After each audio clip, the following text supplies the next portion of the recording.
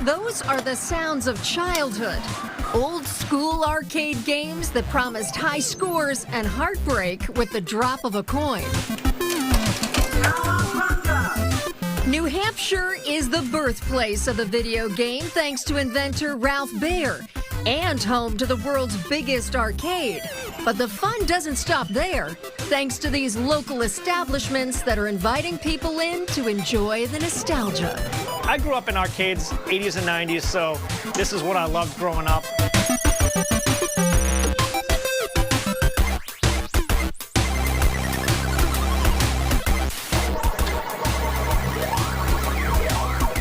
At Tokens Tap Room in Dover, the first barcade in the state, the fun started out of the back of a barbershop. I opened Stronghold Barbershop, which is the neighboring business. So the concept of the barbershop was a walk-in barbershop, and while you wait for your haircut, you can go in the back room and play some games while you wait. Fast forward about a year and a half later, and the neighboring business went up for sale and approached me. And I said, you know what? I'd like to expand my game room business. And that's kind of where Tokens Tap Room came to fruition. Owner Josh Hines says people from all walks of life come for a beer, a date, family hours on the weekend, or a console game at the bar.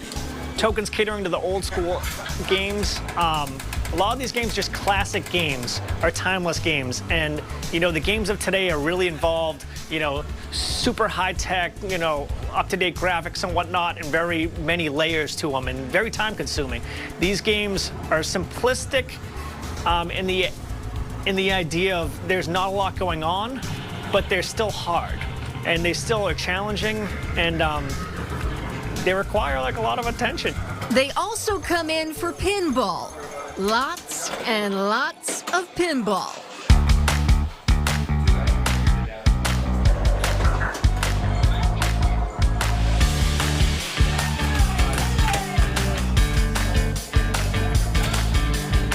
Pinball is what I'm really into right now.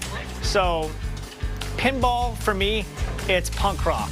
You've got the play field in front of you, and it's controlled chaos.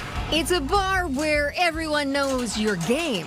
Just giving a place, a venue for everyone to come in, and there'd be no ego, and you're just coming in here for fun and to have a good time. And that's what makes Tokens attractive to our customers, is, you know, nobody's having a chip on their shoulder playing skee ball, I'll tell you that much. They're coming in here with great attitudes. Tokens, yeah! Fantastic!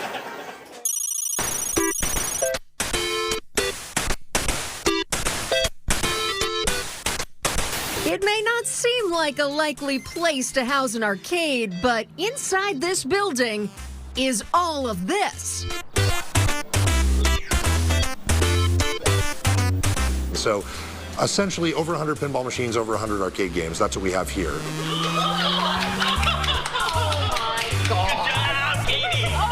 The arcade used to be the office space for Dan Yarrington's business, Tabletop Tycoon, where they publish board games. We were happy enough to be able to do that initially for our staff. That was kind of how it started. And then we opened that up to like our staff and their friends and families and stuff. And then when I got to a certain kind of investment level, I was like, I don't really feel good that all this stuff is here and it's like off most of the time and people aren't using it. So that's when the idea came about, to start to open it up to the public and create more of a community space.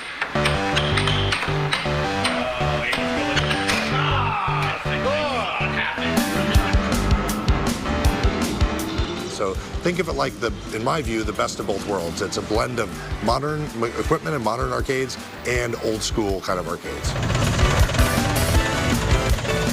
You just want to have enough variety so that if you walk in, you're like, oh man, I really like shooting games, or I like racing games, or I like, you know, fighting games, or whatever it is, that we have a variety of those things. Some of those things you could win tickets and whatnot, and we still have a little bit of that, but that's not really the focus. The focus is like, have an awesome experience and build some memories and share that together. The best part? All the sales at Tycoon Arcade go to benefit Toys for Tots. So the more we can raise, the more we can support the space, and the more games we can give to kids.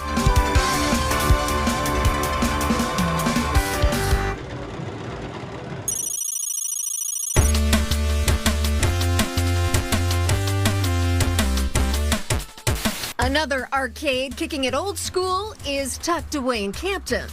Right now we are in Vintage Arcade of Campton in an old woolen mill building that's been converted into many different things, and arcade being one of them.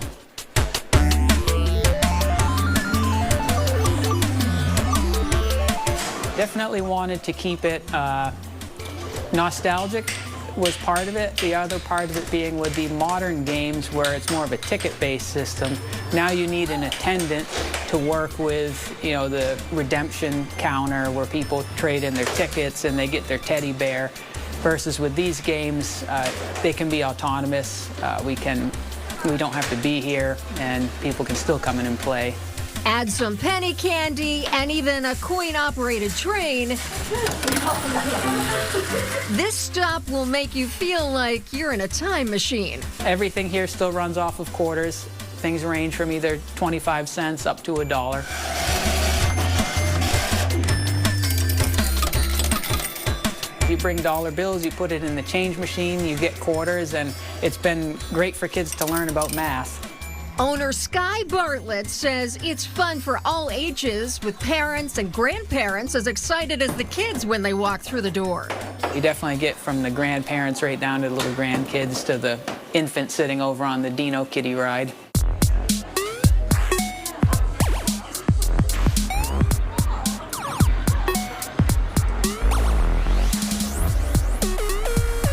For me, it's seeing that those people who come in who really appreciate it, and you've really made their trip for them. So some people, they come in and they do enjoy it and then leave, and you can see it was an average experience for them. But some people come in and this is the thing that made their week-long vacation, and that's pretty special.